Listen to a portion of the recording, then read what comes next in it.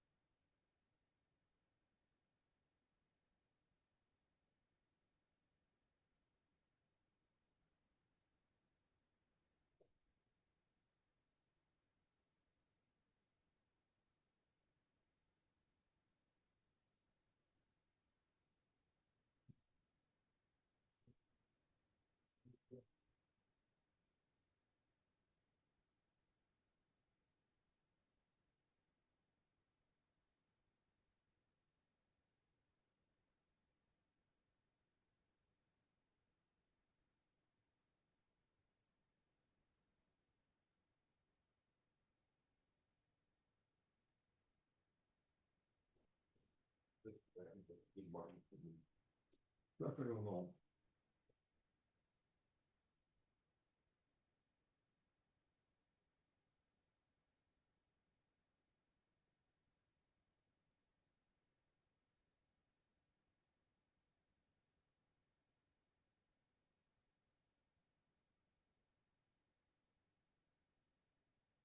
Oh, wow.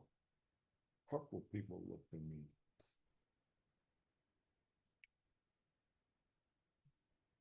Both looked at me.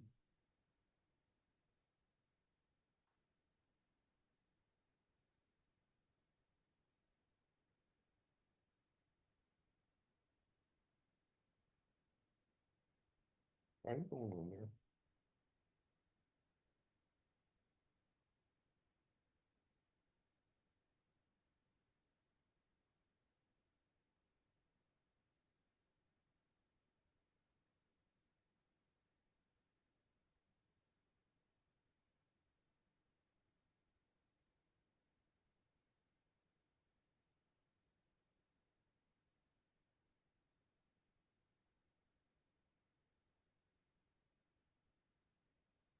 You know, I didn't, I'm thinking that I didn't see.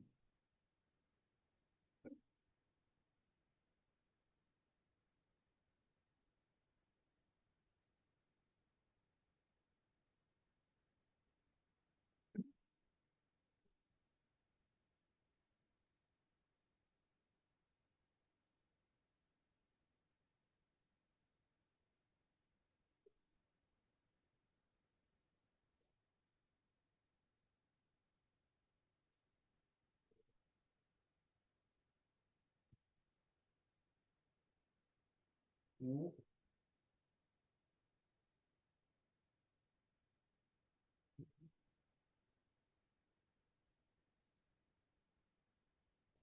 it's either win or win-win, but you're gonna, at the minimum, give a nice.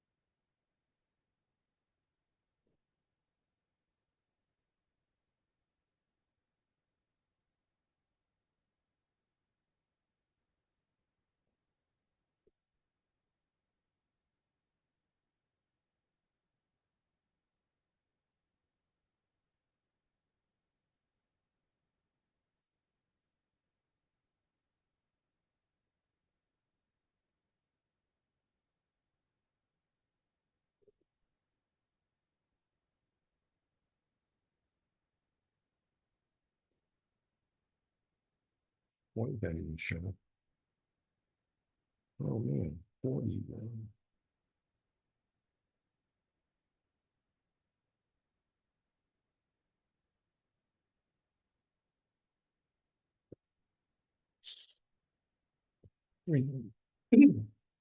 You know,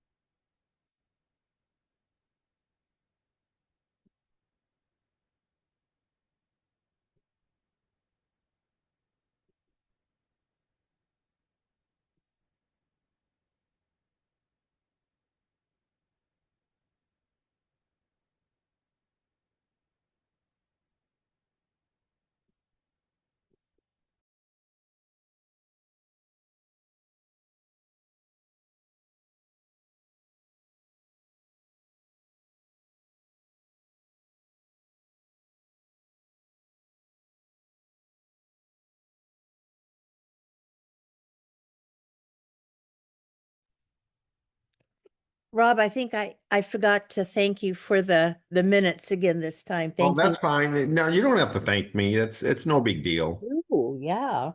That's what I did when I worked at Oracle. I was a software consultant. Oh, But really? every time I did meeting minutes, because we'd have meetings and I was like the only consultant that did them because I knew after I got burned so many times, it's like a month later, nobody remembers what decisions they made. Yeah, And some I of the know. times the customer would recommend, they'd say what they wanted and like about negative inventory balances and all that. And I would recommend against it. And they go, no, that's what we want. And I'd let them know, like, if you got negative balances, you're going to get pending transactions that you can't really clear. And then afterwards they say, I never said that. So that's why I learned to do meeting minutes It's and easy. state whatever decision was made. And I always stated that when I recommended something different. Well, But I do but the I tell you, by doing that, that kept us out of court like on two uh, different implementations. absolutely the When they agenda when does they when they too. went Yeah. back and disagreed with all that stuff, and our lawyers, I sent them all the meeting minutes, and they realized that they didn't want to go to court. Well, I take minutes for the Kiwanis Club of Tempe, and Uh-huh. if I wait a few days before I type them up, whoa, I have trouble remembering. Well, So it's a good thing that's I what take really no that's good what I notes. did. And did it all of them the same day we had the meeting because you can't remember otherwise. Mm-mm. And And I think somebody said something or somebody, a mood emotion or something, and no, it's not it at all. well, see what I did is I didn't even have to really take notes on what I wanted to write because my meeting minutes were just anything important that I would feel would come back and be a problem later. Right. If it was insignificant, I didn't mention. I just mentioned two, three decisions that were made. Yep. And that's all it needs. I don't want to write, a whole 2 pages. I just wrote, three paragraphs. Right. Right. Because, after you've been burned a couple times. Oh yeah. And according to Robert's Rules of Order, really the only thing you are supposed to take minutes on is any motions made and what happened with them. You're not really supposed to record everything everybody said and all that stuff, like I Thank generally do for our goodness. minutes in LD12. Yeah, but with your notes, Susie, it's like being there, which is nice. Well, in a way, it's good. It looks like things are settling down in the Middle East. You think so? Well, yeah, I think so. Man, I can't believe all the poor people, in both countries that were bombed. Yeah. You look at all the apartments that were destroyed. And then in the last 24 hours, Iran violated the ceasefire. So, But here's the thing. They got no communications. How do you communicate? There's been a ceasefire to the whole country when your whole internet and everything's been taken down. yeah. Hi, Tim. Hey, see if I can fix the light in here so people can see me. It looks like an FBI interview here. Sorry about that. No, that's great. So you got my email about just making you a co-host. I did see that. Yeah. Okay, good, good. So you can run everything you want. Um, Susie, if you could go ahead and make Tim a co-host now, and then that'll save having to do it later.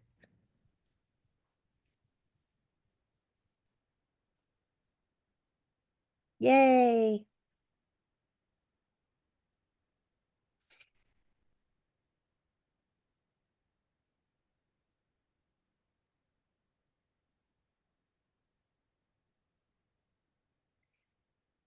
Tim, I saw you at oh God, I can never remember what it is now. It used to be D26.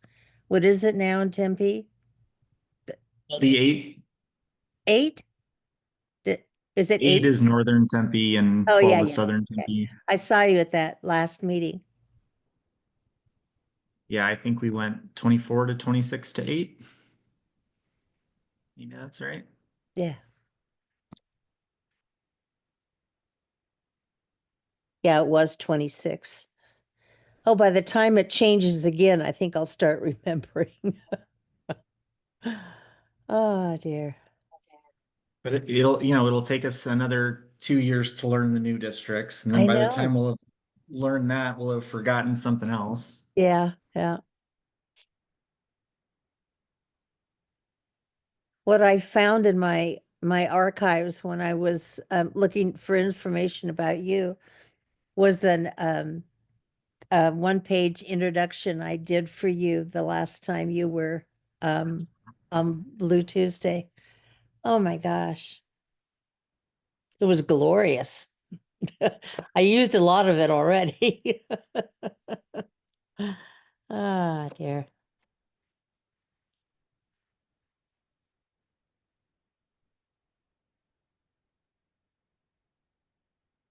All right, I will be back.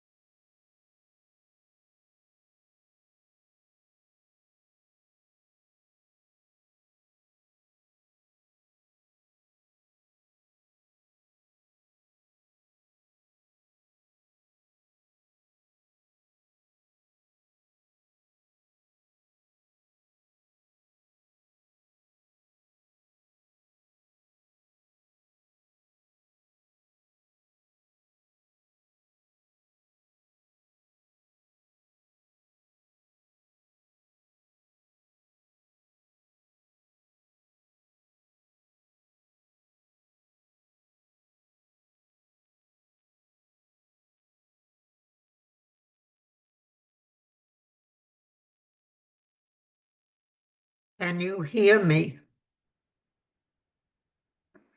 Yes. Thank you.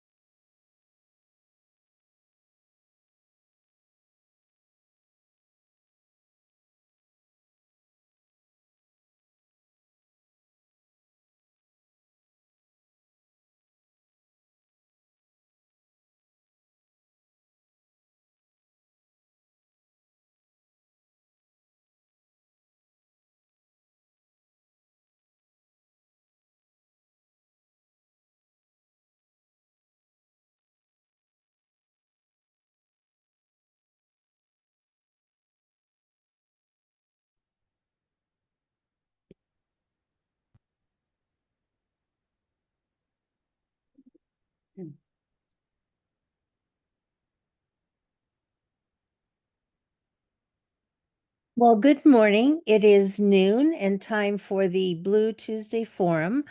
I'm Janie Heydrich. Welcome to all of you for joining us. It is being recorded, so you can watch the recording on YouTube, and the address for that will be on our Facebook Blue Tuesday Forum. And knowing Susie, she'll probably put it in the chat, so you won't have to hunt for it at all. Welcome to all of you. Let's see. We respectfully acknowledge that statewide we are on the ancestral homelands of the indigenous nations that have inhabited these lands since time immemorial, including the Akchin, Akamela Odom, Apache, Colorado River, Fort Mojave, Gila River, Havasupai, Hopi, Wallapai, Navajo, Paiute, Pima, Pipash, Wechan, Yaqui, and Yavapai peoples. Their traditional care and honoring of these lands allow us to be here today. Please join us next month, the last Tuesday of the month, as always, on July 29th for another Blue Tuesday. We'll be taking a month off in August, but we will be here July 29th. Activism, now more than ever. And let me explain to you why that is. If you can see this, on June 14th, Saturday, that was Trump's attempt to have a large military parade like the one that Kim Jong-un has in Korea and the one that Putin has in Russia and that Xi has in China. It didn't turn out that way. And it didn't turn out that way because of some incredible resistance. And I'm sure that most, if not all of you, were engaged in some kind of resistance last Saturday on June 14th. Here, where the dots are all the planned No Kings rallies and protests against Trump on Saturday. These were the planned ones. There were many, many more. I want to show you just some pictures of those. In Arizona, people protested all the way from the northern border of Arizona to the southern border, the eastern border to the western border. People were demonstrating at the state capitol. at other government buildings, in parks. They were lining the streets for miles and occupying bridges and overpasses. So it was wonderful just in Arizona. Here are some pictures of that.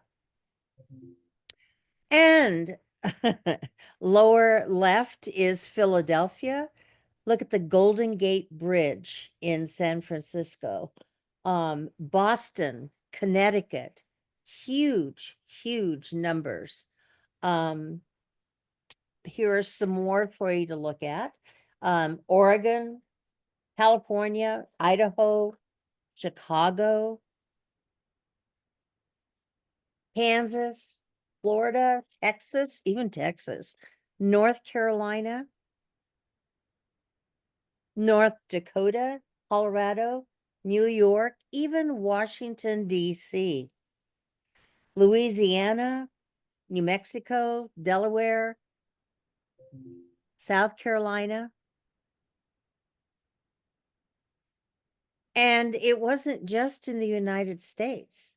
We had anti-Trump, no kings demonstrations in France, Canada, Mexico, the Netherlands, the UK, Spain, Italy, Germany, and many other countries. It was wonderful. And the numbers were important. So if you were part of those numbers, thank you very much and keep it up. There's a GOP bill that is stuck, thankfully, in the Senate. And Trump's calling it his big, beautiful bill. It is a big, bad, ugly bill. I'm sorry, that's the wrong date. Sorry, that's the right date. In 2024, our US deficit was 1.8 trillion. This bill will add 5.3 trillion added to that in just one decade. And it has come about from deleting just health coverage for everyone. And it's a fraction, a drop in the bucket that money covered. Nutritional support for vulnerable communities. Again, it was a drop in the bucket in this 5.3 trillion. It is big tax cuts for the wealthy, and it is corporate welfare bailouts. There's a portion of this bill that you need to write our senators about. And it allows no federal court to enforce a contempt citation. By doing that, it basically eliminates any restraint on the Trump administration. The consequence of that is that no Congress and no court would be able to stop him from doing what he wanted to do. So essentially, Trump will have crowned himself king. So please write to our Senator Kelly and Senator Gallego. They're easy to Google. The Medicaid cuts in Trump's budget bill are projected to cause more than 16,500 premature deaths annually, and that's just the Medicaid cuts. Over 1.9 million people could lose access to a physician, and over 1.3 million people could go without needed medications. Americans will be dying in order for billionaires to thrive. Please write, phone your congressman, your senator. According to the CBO, by the end of 10 years, 81% of the total benefit of the GOP's budget bill goes to the richest 10th, while the bottom 40% will pay even more. And in the last 2 weeks, Trump's new rules allow the Veterans Administration doctors to refuse to treat Democrats and unmarried veterans. This is way beyond our wildest, worst nightmare. So please, please, please, you can Google the addresses of our 2 senators, or if you go on their website, there's an automatic place where you can write them a message and send it right from that site. Please do that. Please contact your congressman and let them know that you do not approve. Be part of those crowds that you saw in the photographs. And there's a lot that you can do. Every weekend, sometimes during the week, there are protests. There are protests in your neighborhood and within your legislative district. Please contact them to find out what's going on. Or you can notify the Maricopa County Democratic Party. There's the URL and there's the phone number, and they can tell you what's going on. Get on their mailing list so that you absolutely automatically get their notices. And the Arizona Democratic Party. Please contact them to see how you can be part of the protests. Another outstanding. I'm trying to get on. Jerome's not here today. Um, So I went on Zoom, but I can't see any picture. Is there any way I can get into you guys? I can hear you, but I can't see you.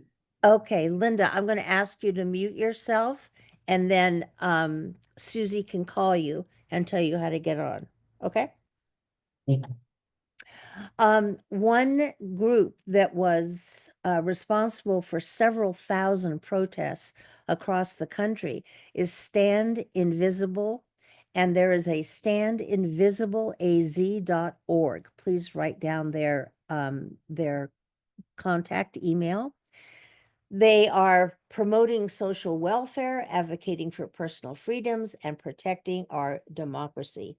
So several thousand of those demonstrations that you saw and you heard about were organized by Invisible Arizona, Invisible US, and you can contact them and find out what they are doing in your neighborhood. And as always, you can contact cebv.us. We put their address every day on every month on Blue Tuesday. It is Civic Engagement Beyond Voting. So cebv.us. It's a way to have your voice heard at the state capitol. It's also, with their newsletter, a way to keep current with what's going on in Arizona, in your county, in your local LD, and down at the Capitol, so you can have a voice in what's happening. Okay. We have an incredible program for you today. And I'm going to start with Mark Robert Gordon. Mark, are you on already? I hope. I am. I'm giggling looking at the montage you just put together. Well, I know you're a Suns fan, so that's in there for sure. Mark Robert Gordon is a voting and civil rights advocate, attorney, labor leader, and lifelong resident of Arizona. Mark was raised in North Central Phoenix by a disabled World War II veteran and a public school teacher, both working class, first-generation Jewish Americans. Mark attended Phoenix Public Schools and through hard work and determination went on to earn degrees from Princeton, Columbia Law, and Harvard. Mark began his voter protection work in law school and has spent most of his career defending democracy. Most recently, he completed 3 missions to Ukraine. He's going to tell us about that today, delivering medical equipment and humanitarian aid demonstrating his commitment to protecting democracy both at home and abroad. A longtime union member and labor advocate, Mark is a 33-year member of SAG-AFTRA and currently serves as a delegate to the Arizona AFL-CIO, where he fights for fair wages and workers' rights. Wait till you see the next slide, Mark. Mark is best known for his acting roles on The Guiding Light, New York and regional theaters, and several national TV commercials, as well as for his work as a stage director, playwright, and producer, and as a print model in several national ad campaigns, including Guess. Mark is the founding artistic director of Off-Broadway's Do-Gooder Productions and also heads the production company the Camelback Kid, the nickname that Walter Matthau gave Mark while the two actors worked together on the set of I'm Not Rappaport.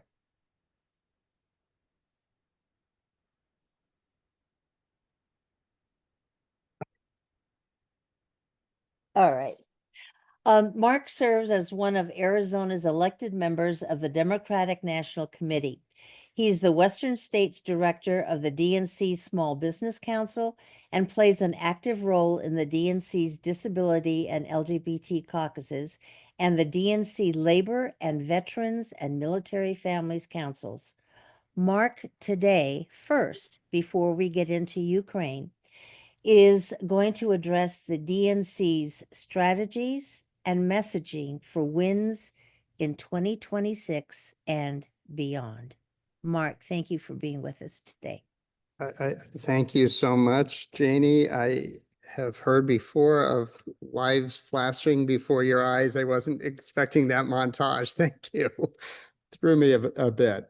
Hello, everyone. It's good to be joining you today, Blue Tuesday. It's been a while since I spoke to this group. The last time, well, no, I did one Zoom, and I used to speak fairly regularly in person many years ago in Scottsdale. So it's good to be back here. Thank you for the invite. It's two distinct topics, different types of warfare, if you may, and different types of battles that we're fighting, all about democracy. The first is what's going on in this country, and as a party, we have to fight for the soul of this nation right now, and for who we are and for our identity. And so that's why the party's messaging matters so much, and why the party structure matters and the internal politics of party structure matters so much, is because we've got to get this right. The stakes are that high right now. The importance is too great that we can't leave things to chance. And unfortunately, we did not do a good enough job of defending against what could happen at the last election cycle. So we've got to get it better this cycle. And that's true in Arizona. That's true at the DNC. So I'm going to start with that, and then I'll talk a little bit about Ukraine, and then Tim will be joining to talk about Ukraine as well, because we were both there on the last mission. So for those who don't know, I'm one of your three elected, statewide elected DNC members. We have a 9-member delegation from Arizona, but 3 serve 4-year terms elected by the membership of the Democratic Party for the state of Arizona. And I'm in my 2nd term in that position. Within the DNC itself is a body of 435.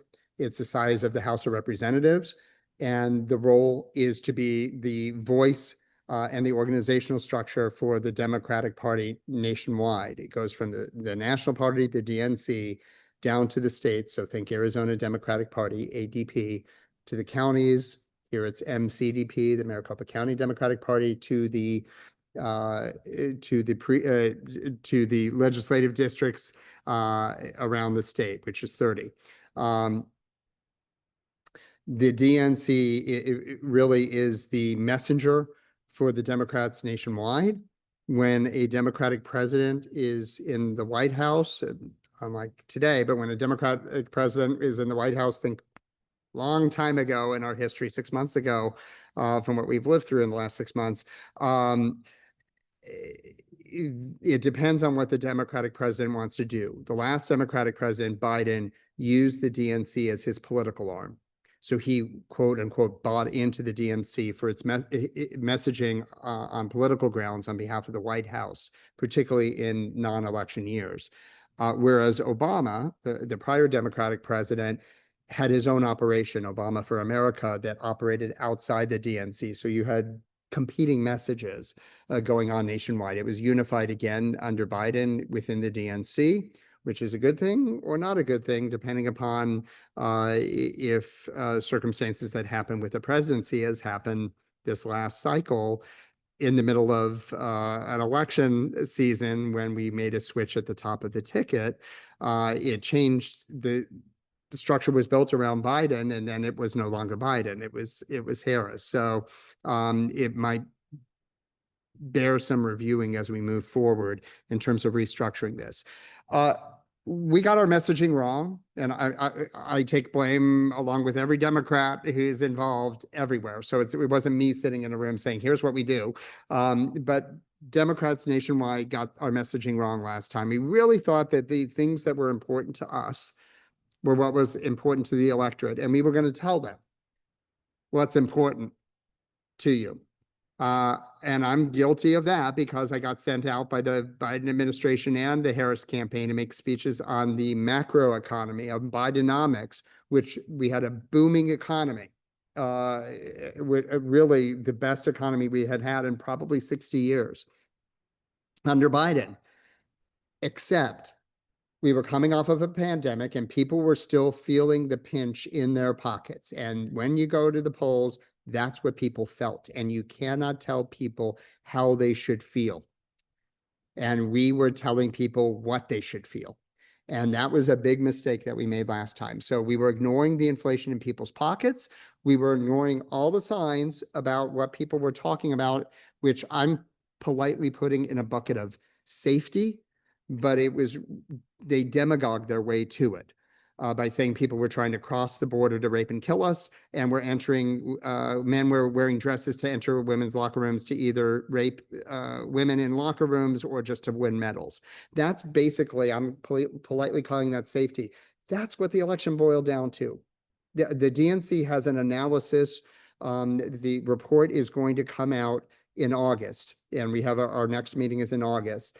And it's really getting information from all the states around the country, getting reports from the DTRIP, which is the Democratic Congressional Campaign Committee for House members, and the Democratic Senate Campaign Committee for Senate members, as well as other state office organizations like Democratic Governors Association, Attorney General's Association, et cetera, to compile all the data that we have. But basically, this is what it's going to come down to in that report. We got our messaging wrong. We were focused on what we thought the important things were: abortion rights, democracy rights, the macro economy, and all of our other issues that we think are important, and they are, but it's not what the voters and the electorate thought when they went to the polls. This time it's going to be different. With this cat in the White House, it's a very different and transparent game that he's playing. We know what the issues are far ahead of time. This time it will be democracy and rule of law issues because we're seeing it playing out on our own streets every day. We're seeing a constitutional crisis every day with this president. We're also seeing him pulling out of international agreements that have largely held the peace in the world since World War II. It's democracy, rule of law issues are going to be the issue coming in throughout this year and next year. He's not going to change, this president and this administration. That's going to be what this is about. It's also going to be about the attacks on Social Security and Medicare and Medicaid. It's the third rail of politics. And that's where it starts affecting people in their pockets for how we all have planned for our futures. This compact that we have had, that we pay into this system, and it's there for us when we retire or when bad things happen to us and we become disabled and unable to work or are widowed and have kids to raise. That's what those systems are there for. And to attack those is really, I'm so sorry, to attack those is really touching the third rail in politics. And the Republicans have done that. And we need to hammer them. This big, bad, beautiful group I just spoke with called it the big bastard bill. Well, that is what it is. And we need to hammer them for hitting us where it counts. What we've planned on, what we've worked hard for, what we have believed in for years. You do not touch what belongs to us. And that's what they're about to do. So those two issues, together with the economy, and this time the economy is going to be hit by these tariffs. It's going to be hit by all the Trump economic plan that's undoing all the good that the Biden administration and Bidenomics clearly did as a forward-thinking economy. Now we're moving backwards with this president. We're moving backwards to Smoot-Hawley, for God's sake. We're moving backwards decades. And what that does to the economy and deficits and debts affects people in their pockets. It's going to be more expensive to borrow money to buy a car, to buy a house, to pay off your credit card bills, to if you have to borrow things. If the dollar has already been devalued during this presidency in the last several months, it's going to continue to affect us in our personal pockets. We need to not take our foot off the gas pedal in moving this country forward. And this president and the sycophants that are in Congress are moving us backwards. So the messaging that's going to come from the DNC and from any other group needs to really hone in on those topics.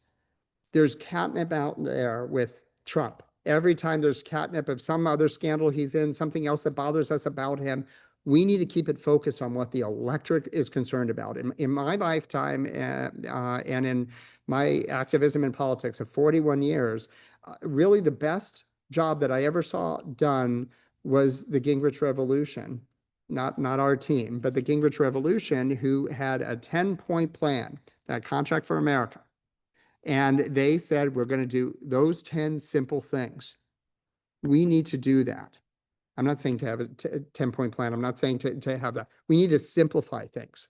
We have an ability and a penchant to talk in fancy words like using the word penchant, to talk in treatises rather than bumper stickers. Trump had 15-second commercials last time that Donald Trump, the best commercial I've seen lately was a 15-second commercial. A siren was blaring. Attention, please. Donald Trump is going to end payroll taxes and taxes on overtime workers. I'm Donald Trump. I approve this message. Boom. We can argue about it. We can say that that doesn't work, but that's a good ad. That was clear, concise. It hit you where you thought, hey, that hits my pocket. I'm voting for that guy. We need to be that again. We need to take charge and talk plain language to take this country back right now, because this is not good where we're at, and this is not meant for pussyfooting around right now. This is meant for being very direct about what they are doing to this country and how we're going to straighten it out. And that's how we win in 2026. So look, there's been some controversy at the DNC. I will talk for just 2 minutes on that. Most of you will know who David Hogg is. He was a survivor of the Parkland shooting incident years ago. He got elected as a vice chair of the DNC in our February election session that went 14 hours. And they changed the rules at the end to shorten it because we were all tired and we were sick of looking at each other after hour 12. They changed the rules a little bit to, instead of eliminating the bottom vote getter, they eliminated anyone who didn't get below a certain percent, above a certain percentage of the vote for the next round of voting. In so doing, they misannounced, if that's a proper word, Janie, I'm sure you'll correct me later, Madam Teacher.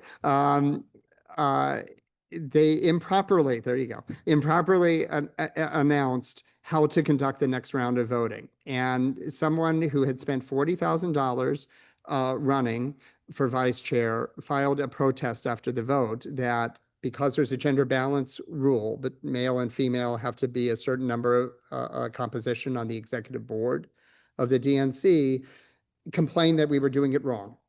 And that we had kind of announced it in a way that made it sound like you have to vote for 2 males on the next round, rather than 1 male and then 1 of any gender. And that protest of that vote happened right after that February vote. Well, it wasn't until a month later that after the new executive board was in, including David Hogg, that all executive board members of the DNC were asked to sign on to a neutrality in primaries provision that had been in place since the 2016 election. And that provision said that you're not, if you're on the executive board, you're not supposed to take show favoritism of any way, shape, or form in a primary amongst Democrats. You're supposed to be the neutral body. David Hogg started a PAC that has been there to bring in younger people into power, and that's a very good thing to be doing that. But in so doing, they've challenged incumbent Democrats, and he wouldn't sign on to that pledge because his PAC challenged incumbent Democrats if they disagreed with certain incumbents. So the question was really whether you belong on the executive board and could be not neutral at the same time, not whether we were getting rid of David Hogg as a body. The protest about how the vote was conducted occurred prior to David Hogg's not signing that thing, and the press did not cover that fairly. So ultimately, the DNC body did agree to redo their vice chair elections, which we did over the past week and a half.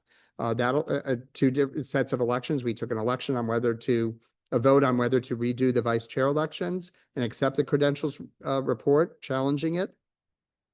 And secondly, to vote on new vice chairs. David Hogg chose not to run for vice chair this second time. So we now have a new second vice chair that is not David Hogg, but that's how it happened. I don't think the press covered it fairly. It made it look like the DNC is completely imploding, that we are fighting our own. There was a battle going on, but it was not as it was portrayed. It was a procedural issue that occurred first. Now, that said, we have work to do. We have messaging work to do. We need to bring in young people. In fact, both of the two vice chairs that are elected are each young Dems. So that's a good thing. We need voices from every corner right now to be there as we do in the state, as we do in Congress. So that's where we're at. I'm going to pivot from that controversy. I'm going to skip over the state controversy. I'm happy to answer questions at the end. I'll stick around for the session to answer questions about any of that or local politics or my politics or anything else. Ukraine. My dad fought in World War II. He was a D-Day survivor. I went for the second time to a ceremony honoring the D-Day events of June 6th of 1944. And so this was the 80th commemoration was last June, and I'm seated in the politicians next of kin section because I am next of kin and I'm in politics, and it was Ann Kirkpatrick and I this time representing Arizona at this ceremony. And I'm seated in a section with somebody who started an organization called Ukraine Focus. He was and I'm seeing it there, Ellen. I will come back to that question. I'll come back at the end since I've moved on to Ukraine. This gentleman was in the first administration of Trump. He's not MAGA, but he was in the first administration of Trump. He was the assistant administrator of USAID for Eurasia, which is the region that includes Ukraine. When his party was out of power and when the war was about to start, he wanted to do something to help. And so what he did was find a way to model a humanitarian aid program off of the old World War I era American Field Service program. That program, think Ernest Hemingway driving ambulances. That program delivered medical aid and medical supplies in World War I, and that's what the idea was for Ukraine Focus. So I'm now on the board of this organization. It includes people it's a US-based 501c3, but it includes volunteers from many countries around the globe who participate at their own expense in paying for their hotels, paying for their food, for their petrol, for their gas, for their expenses to drive ambulances and medical supplies in convoys across Europe, not only into Ukraine, but each mission is different. Sometimes it's all the way to the front. It's at least going to Kyiv and then using that as a base, but well into Ukraine. And Ukraine is quite a large landmass country. So I've got back the end of May from my third mission with this group. Again, each mission is different. The first mission, ICBMs, which are nuclear warhead capable, were shot into Kyiv. When I was there on my next to last day, they did not have nuclear warheads on those missiles, but they could have. The second time, a building that we were in was rocked. A school group had to take shelter in the basement and continue class in the basement. And I filmed that as part of while the air raid sirens are going off and they're teaching class, I was filming that as part of a documentary I'm hoping to put together from this experience. This last time there were missiles fired into Kyiv. As you heard last month, it was quite a barrage that hit Kyiv. The anti-rocket missiles that were fired by Ukraine, part of them were fired off just 2 blocks from the hotel that we were staying at in downtown Kyiv in a high-end shopping district. You could see the anti-rocket missiles going off. The Ukrainian ones going off on top of the building that's a Guess building and Hermes building, a nice shopping area of Kyiv. So it really brought it home. I've seen some things in my visits there that I am not a member of the military, but I didn't expect to see. Amputees, raw, cut off limbs. People with scars, families affected and crying. People I know whose homes have been hit, whose family have been killed. Visited Bucha, a city like a wealthier suburb of Kyiv, on both my second and third missions. Bucha was the site of a massacre. 1 month into the incursion by Russia, where 500 and some odd citizens were killed, shot in the back of the head, raped, mutilated, limbs cut off, including a 1.5-year-old child and a 101-year-old man among those. It's a contrast. The cities are bustling. They look like any other European city during the day. The shops are filled, the streets are filled, the subways are filled, the coffee shops, there's movies, there's concerts, there's ballets. And then an air raid siren will go off. And at this point, people 3 and some odd years into this, 3.5 years into this, are used to it. They look at their devices, tell you what type of weapon is coming in, whether it's a drone, whether it's a missile, whether it's something else that's happening. And people make their calculated risk of whether they're going down to the shelters or not. I will say this is the front line of the battlefront for democracy, Ukraine. This country should be giving everything to it right now. I don't understand what we're standing for if we're not standing for Ukraine. And I'm seeing the picture go by in the upper right. If you could pause on that one, if possible. The upper right is a prosthetics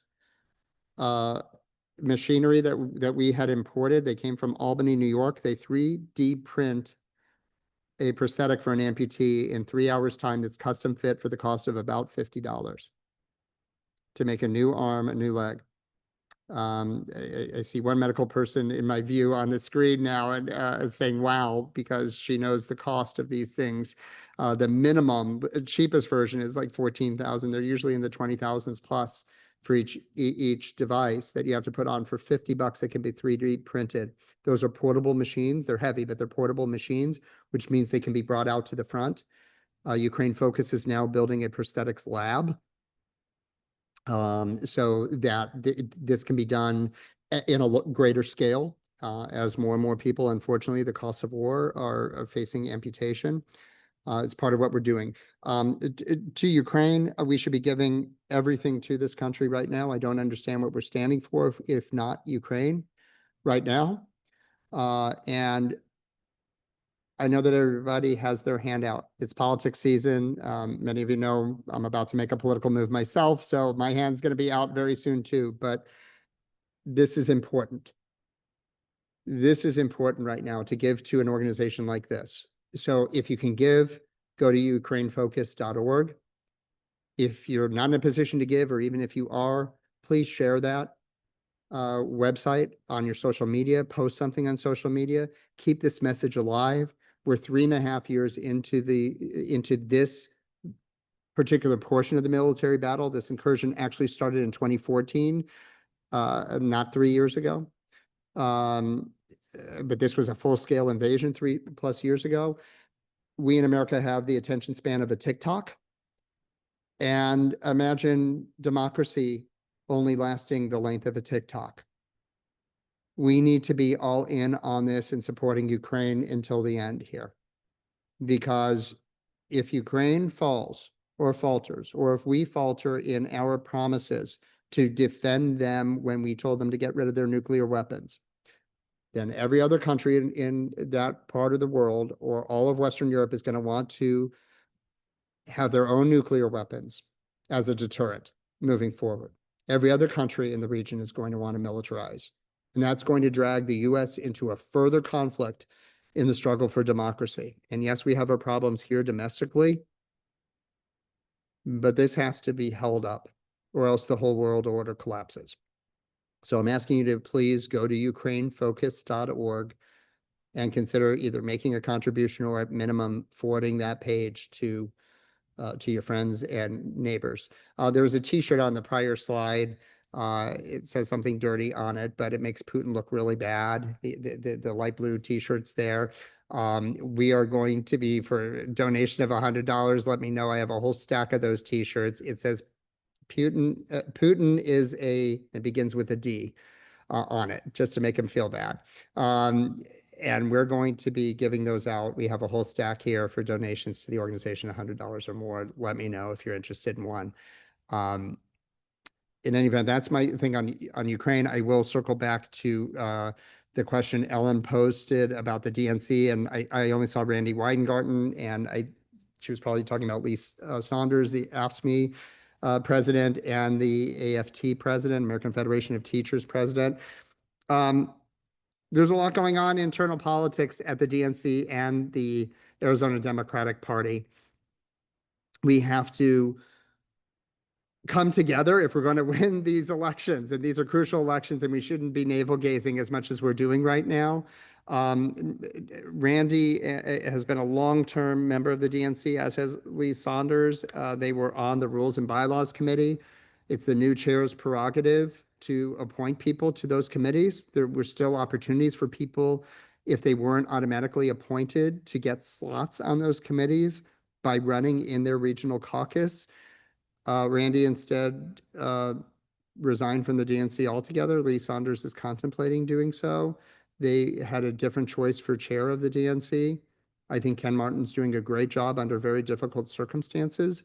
I would have been happy with Ben Wickler as well, the Wisconsin chair, too, or Martin O'Malley. They're all friends. They would all be good, but we have Ken Martin, and he's faced the David Hogg situation, and now this in terms of who he's appointed situation. I should also point out, among his appointments, Ken Martin's appointments, he's nominated for the whole DNC body to vote on Yolanda Bejarano, the former Arizona Democratic Party chair, with whom he worked when he was chair of the Association of State Democratic Chairs. He nominated her as the Resolutions Committee co-chair and to be a member of the DNC at large. This will be voted on by the full DNC body. So, Ellen, I don't know if I answered your question precisely, other than to say, I hope it works out. I'm a union guy. I'm on the AFL-CIO's board for the state of Arizona. I support my union brothers and sisters, as does this party. And maybe there's some other personality things at play here. I don't know. Yeah. It needs to get worked out soon. I'm going to stop talking because my voice is getting hoarse and because Tim is getting upset. So I'll let. Okay, I have to leave. I have a doctor appointment. Oy. What about in all the new messaging?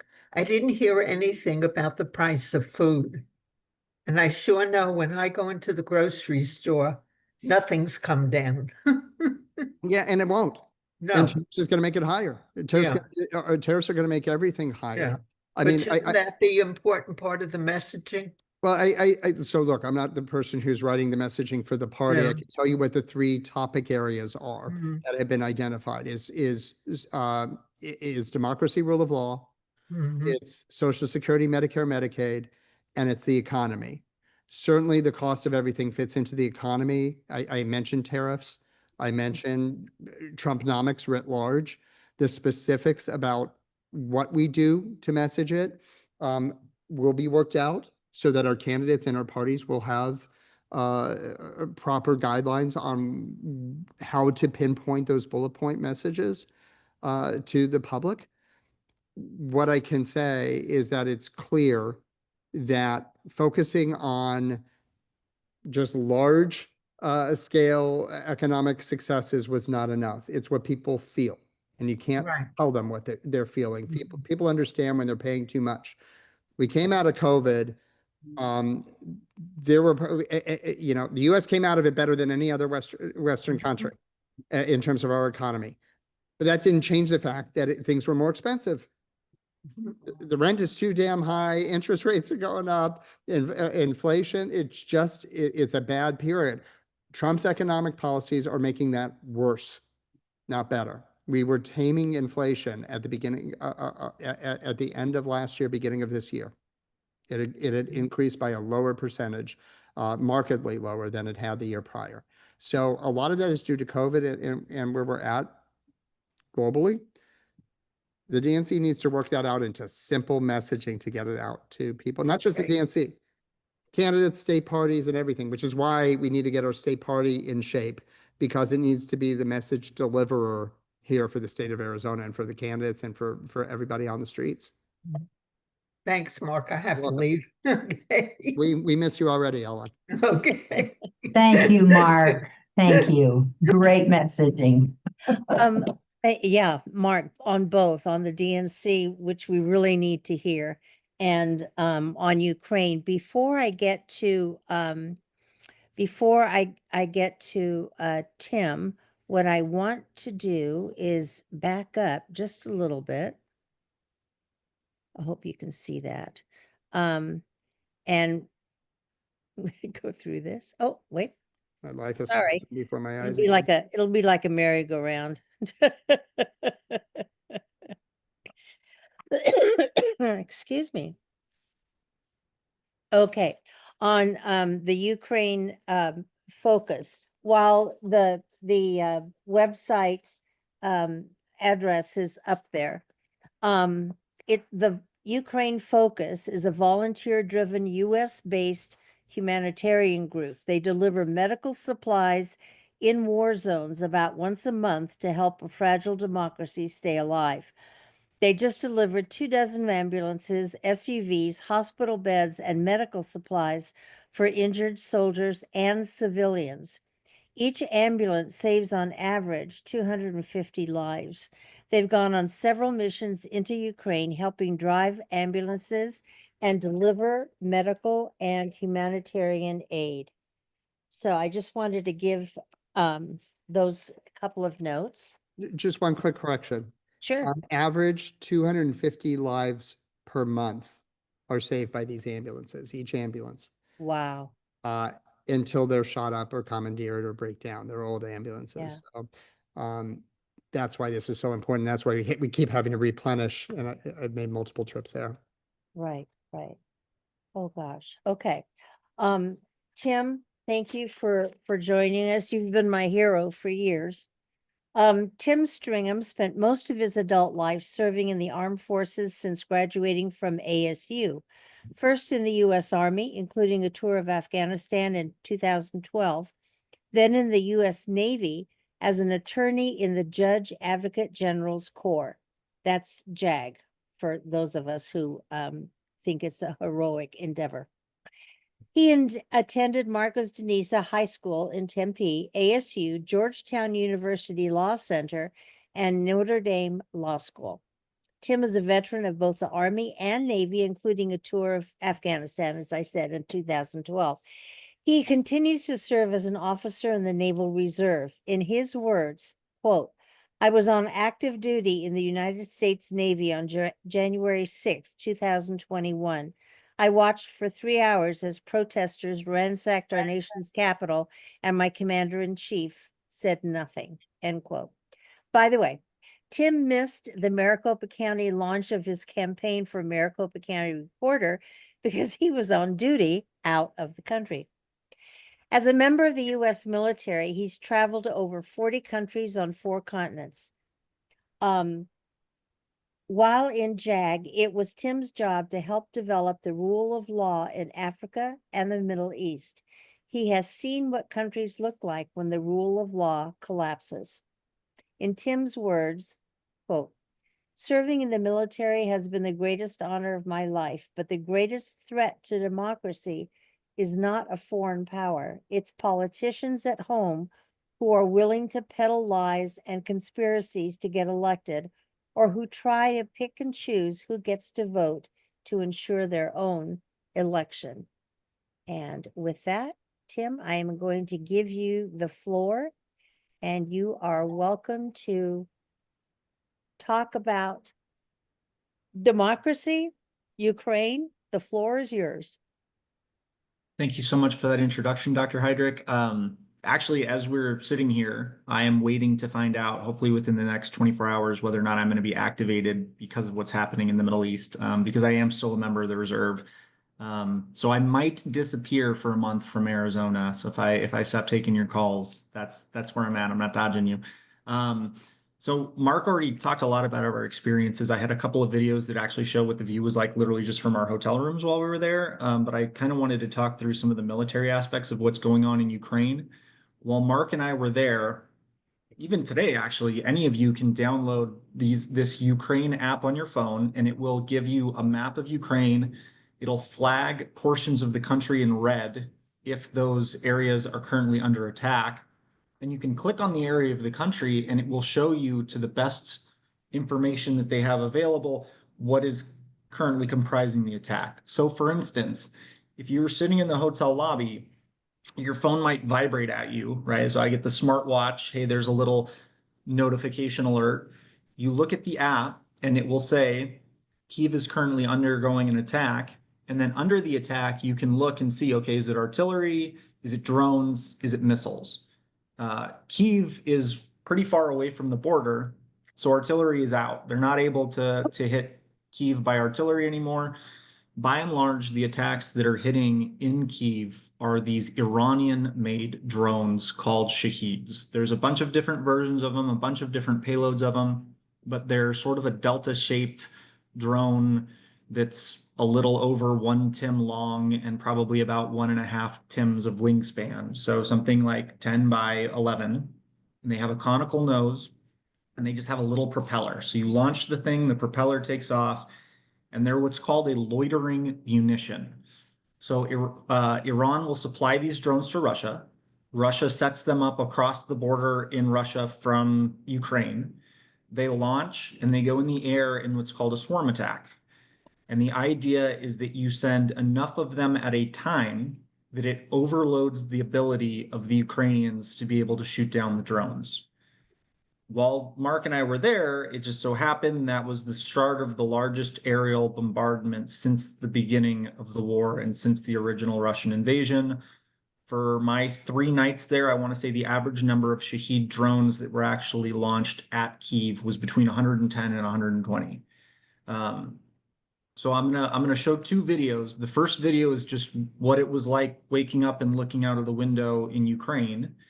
And then the second one, I'll show you the next night when there was actually an attack going on. Hold on, let me find the right video here. Well, we'll start with the night attack because I think that's probably the more interesting one and we can get straight to it. So what you're gonna look at is the view from our hotel room in the middle of the night and see what we heard. Hopefully everybody's able to see that.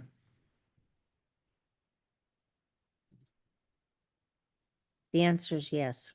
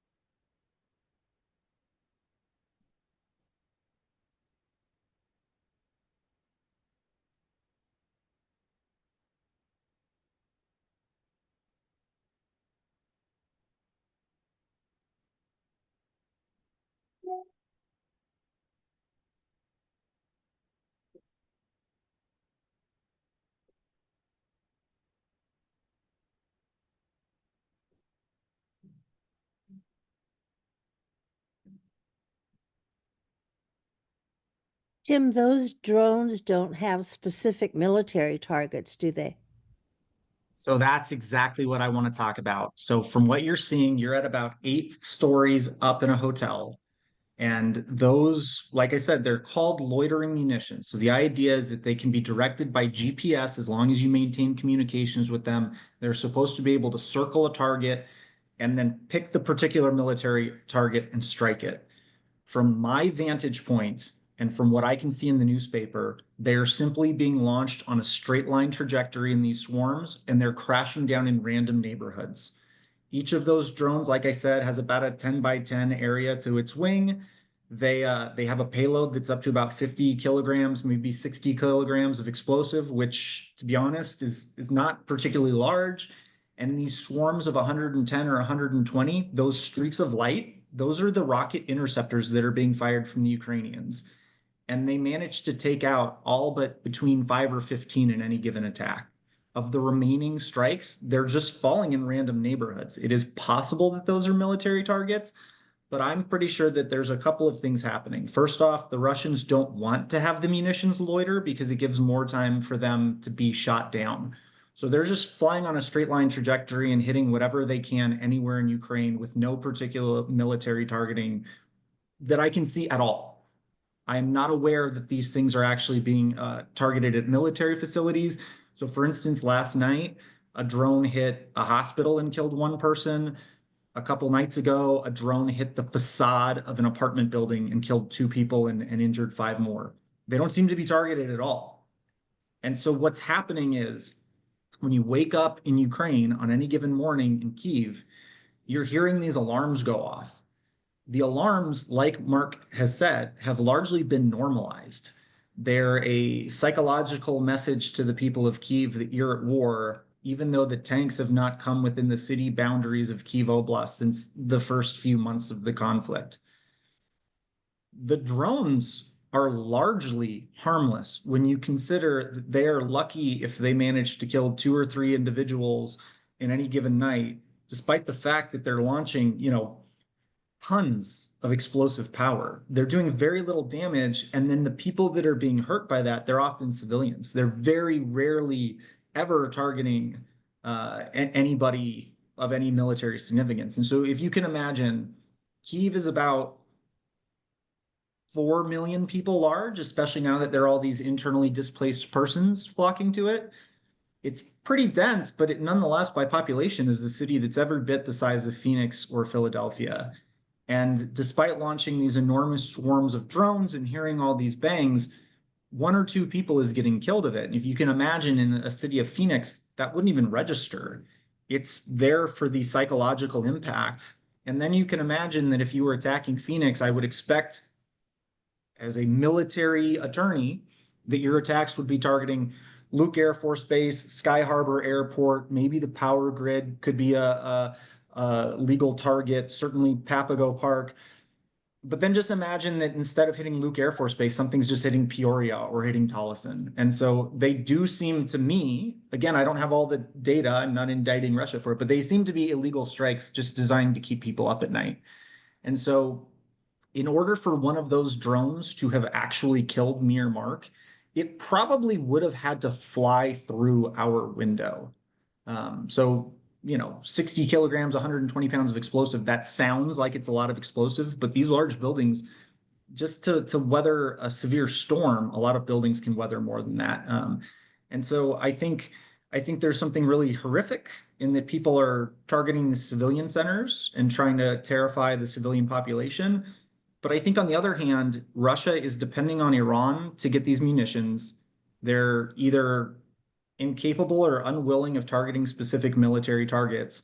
And Ukraine is actually showing an incredible missile defense robustness. Like I said, those interceptors are probably within half a mile from where me and Mark were sleeping. And those explosions going on, that is not the sound of a Russian drone hitting a target. It is the sound of a Ukrainian interceptor hitting a Russian drone.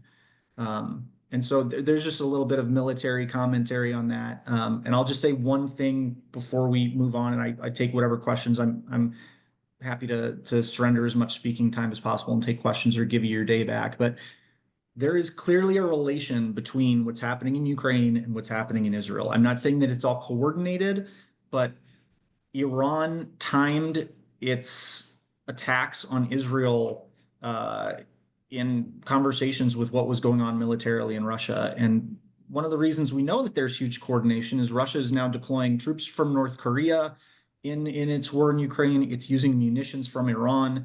And so, these aren't separate events. These are intertwined pieces of a unified conflict in some ways. But anyway, that's just hopefully an interesting video and some of the understanding of what this is looking like for people in Ukraine. And I'm happy to take questions. Tim, this is Janie again. When you're talking about Ukraine and the Middle East and Israel, we're talking about fragile democracies. And then we just have to look at our own country and realize that we've become an incredibly fragile democracy. So we were really fighting on so many fronts, politically, militarily. So thank you so much for what you and Mark are doing. Really appreciate it. Questions. If you have a question, we can see your hand up, or if you want to wave your hand or something, or you can put your question in the chat, and we would be happy to deal with that there. Janie, can you hear me? Yes. Hi, Linda here. I can't see anything but one screen, and I got to see Tim. My question to Tim is he going to run again in Arizona for an office? We need him desperately, as well as does Ukraine. And thank you for your service. I appreciate the question. It's a tough one to answer. My wife and I are 100% committed to public service. And right now that I'm trying to move on to the next phase of my life and figure out how to be a civilian, I'm actually interested in getting I'm working on right now my teaching certificate to go work in public schools. I'm not ruling out running for office again, but one of the tough things about running for office is you spend an incredible amount of time and energy to take a chance at having the opportunity to do something for the community. And as wonderful and as privileged as I was to be able to do that, it was also sort of frustrating to feel at the end that we had spent a lot of not only our time and energy and money, but that of other people. And then I'm in this position of having to apologize to people for not getting it done. And so what I'm really interested in doing is finding those opportunities where I don't have to ask permission from the community to do a good job. And I think there are enough incredible things out there that need doing that if I never run for office again, I don't think I will be disappointed for that. I'm not ruling out running for office again. It's entirely possible, but I think it's very clear that there was a disagreement between how I see government and values and issues with how the broader Maricopa County community did. Mm. I'm sorry for that. And thank you. Wherever you go, we'll be very, very grateful, I'm sure, for your service, including public schools. Thank you. Well, and thank you so much for the question. I appreciate that you would even put enough faith in me for me to run again. But, for me, the number one thing is not whether I run again. It's how do we make it a better community for everybody? And I don't necessarily feel that it has to be me running. I'm happy to support other people running. Very good. Thank you again. There was a question in chat by Suzanne Lee. And Mark, it's probably more for you. Will the DNC be supporting progressive candidates, or will the top choice for support be the centrist or the moderate candidate in most or all races? And maybe I didn't answer her question as specifically as I thought she was, as I misunderstood that she was asking it. So the DNC has a neutrality clause. The DNC does not, as from its top, take positions in primaries. So the DNC is not going to come out for one Democrat over another. There may be members that do. There are, as is the party anywhere, there's going to be a divergence in opinions on who should be.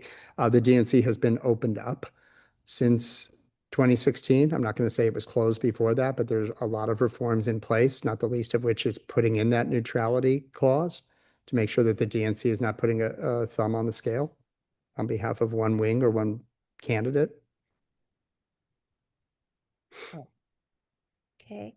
I'm going to do a screen share as we bid farewell. And again, Mark and Tim, thank you so much for today. I'm going to put the, whoopsie, well, it's the same slide, so that's fine. The address of Ukraine Focus up. Please, whatever you can contribute to this would be wonderful. I don't know how Ukraine has lasted as long as it has, but it's with the efforts of Ukraine Focus and heroes like Tim and Mark that they are able to continue their fight for democracy. So again, please contribute to Ukraine Focus.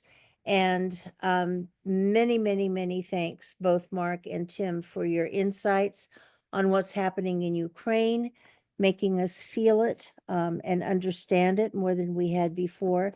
And Mark, for your insight, hopeful insight into what's happening with the DNC and hopefully with the Democratic Party. We'll see you all on July 29th. Look for the Bravo. announcement of our speakers for then. And stay well, healthy, and happy, all of you. Thank you. Thank you for the invite. Oh, remember, we're on YouTube, so get that address and see us again. Share this program with your friends and family. Thank you.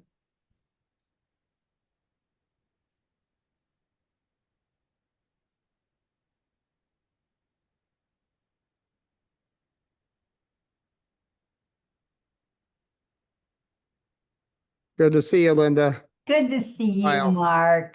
I want to get in touch with you. Good. My husband, Jerome Allen Landau, who I'm supposed to be right now, he Yeah. wants to talk to you. Oh boy. I'll eat my Wheaties. Good things.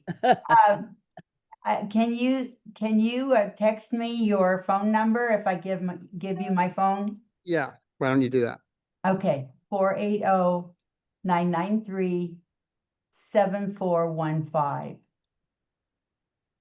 I'm about to drive to the doctor's office myself. I'll give you a call on my way out. Okay. Give me a few minutes. All right, Thanks, Linda. thank you. Bye-bye. Bye. Thank you, Janie. Love Hey, you. Stu.